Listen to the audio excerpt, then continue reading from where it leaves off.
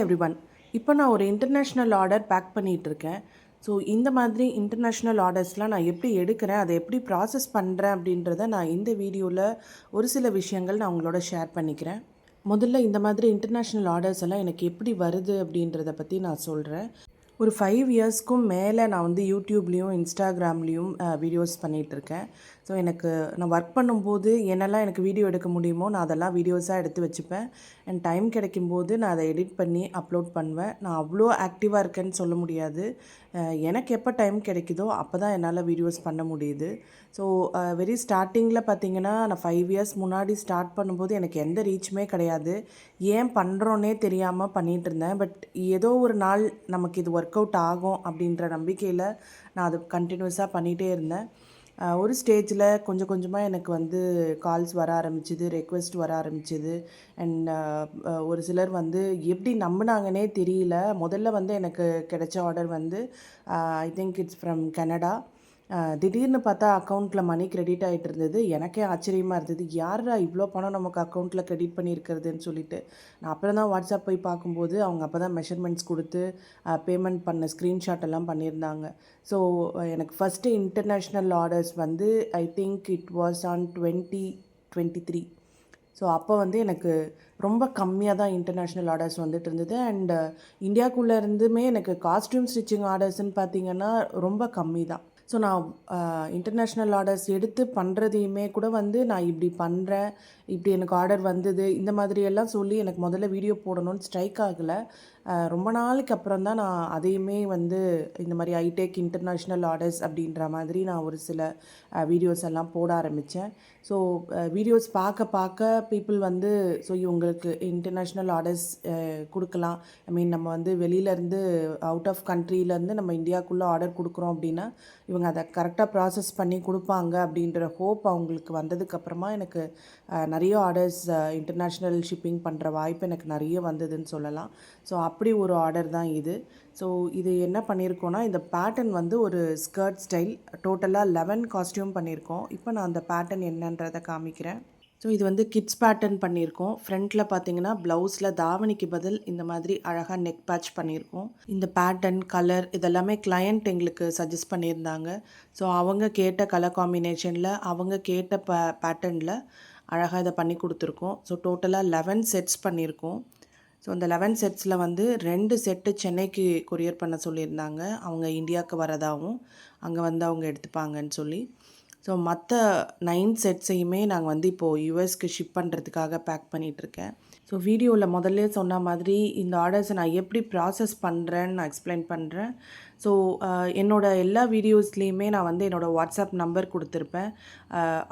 ஒரு சிலர் வந்து இன்ஸ்டாகிராமில் டிஎம் பண்ணுவாங்க. ஸோ டிஎம்க்கு வந்து என்னால் வந்து வாட்ஸ்அப்க்கு ரிப்ளை பண்ணுற அளவுக்கு அடிக்கடி ரிப்ளை பண்ண முடியாது. ஒரு 2 டேஸ் ஒன்ஸ் 3 டேஸ் ஒன்ஸ் தான் வந்து நான் டிஎம்க்கெல்லாம் ரிப்ளை பண்ணுவேன். ஸோ வாட்ஸ்அப் பண்ணாங்கன்னா என்னை வந்து நீங்கள் சீக்கிரமாக ரீச் பண்ணிட முடியும். ஸோ இந்த கிளையண்ட் வந்து என்னை வாட்ஸ்அப் மூலியமாக தான் காண்டாக்ட் பண்ணாங்க.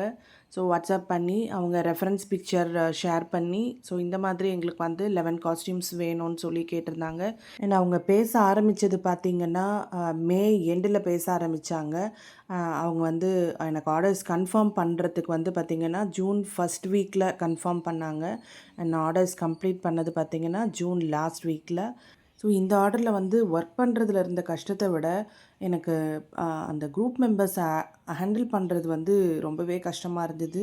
ஏன்னா யூஷுவலாக வந்து ஒரு dance teacher or one of the parent from the group member எனக்கு வந்து ஆர்டர் கொடுப்பாங்க. அவங்க எல்லாத்தையும் கோஆர்டினேட் பண்ணிப்பாங்க.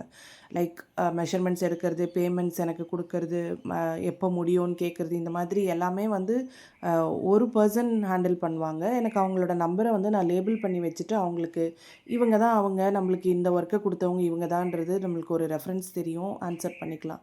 பட் இதில் என்னென்னா 11 பீப்புளும் வந்து தனித்தனியாக எனக்கு பேமெண்ட் பண்ணாங்க. தனித்தனியாக எனக்கு வந்து மெஷர்மெண்ட் கொடுத்தாங்க.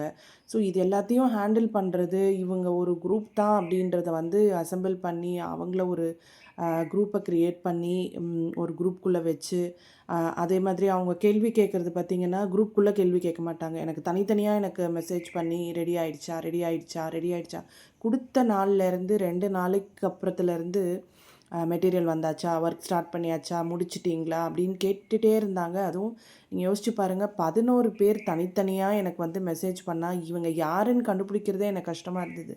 ஸோ நீங்கள் எந்த குரூப் என்ன ஆர்டர் கொடுத்தீங்க அப்படின்றத கேட்டுட்டு தான் நான் அதுக்கப்புறம் அவங்களுக்கு ரிப்ளை பண்ணுற மாதிரி இருக்கும். ஸோ ரொம்பவே வந்து என்னை அவ்வளோ டென்ஷன் ஆக்கிட்டாங்க. 11 பேரும் டெய்லி எனக்கு ஏதாவது காலையில் ஒருத்தருக்கு ஆன்சர் பண்ணணும், ஈவினிங்க்கு ஒருத்தருக்கு ஆன்சர் பண்ணணும், அதே ஆன்சரை தான் நான் திருப்பி பண்ணணும். அந்த மாதிரி என்னை பயங்கரமாக ஒரு மாதிரி டென்ஷன் ஆக்கிட்டாங்க. எனக்கு இவங்கள 11 பேரையும் ஹேண்டில் பண்ணுறது தான் ரொம்ப கஷ்டமாக இருந்தது வேலை பார்க்குறத விட. ஸோ இப்போ எனக்கு அவங்க கொரியர் பிக்கப் பண்ணுறதுக்கு ஆள் வந்தாச்சு. பேக் பண்ணி கொடுத்துடணும். ஸோ பேக்கிங் வந்து இன்டர்நேஷ்னல் ஷிப்பிங் பண்ணும்போது ஒரு சிலர் நம்மளையே பேக் பண்ணி தர சொல்லுவாங்க. பட் நான் வந்து கருடவேகா யூஸ் பண்ணுறேன். அவங்க வந்து பார்த்திங்கன்னா இந்த மாதிரி ரஃபாக ஒரு கேரி பேக்கில் போட்டு கொடுத்தா போதும். அவங்களோட ஆஃபீஸில் எடுத்துகிட்டு போயிட்டு வெயிட் எல்லாம் போட்டுட்டு கிளியராக நம்மளுக்கு ஃபோட்டோஸ்லாம் அனுப்பிச்சிருவாங்க.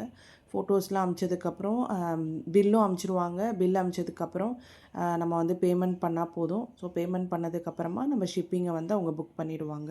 ஸோ நான் இந்த ஷிப்பிங் காஸ்ட்டு பொறுத்த வரைக்கும் நான் கிளைண்ட்டுக்கிட்டேருந்து அட்வான்ஸ் பேமெண்ட் எடுத்துக்கும்போது காஸ்ட்யூம் ஸ்டிச்சிங்க்கான பேமெண்ட் மட்டும் ஃபஸ்ட்டு வாங்கிப்பேன். அதுக்கப்புறமா ஒர்க் முடிச்சதுக்கப்புறமா நானே ரஃபாக வெயிட் செக் பண்ணி கொரியர் ஆஃபீஸில் எவ்வளோ ஷிப்பிங் சார்ஜுன்றதை வந்து கேட்டுட்டு அதுக்கப்புறம் தான் நான் வந்து கிளைண்ட் கிட்டேருந்து அந்த அமௌண்ட்டை வாங்கி நான் கொரியர் ப்ராசஸே பண்ணுவேன். ஸோ இந்த வீடியோவில் நான் எப்படி இன்டர்நேஷ்னல் ஆர்டர்ஸ் எடுத்து ப்ராசஸ் பண்ணுறேன்றத ஓரளவுக்கு நான் எக்ஸ்பிளைன் பண்ணியிருக்கேன்னு நினைக்கிறேன்.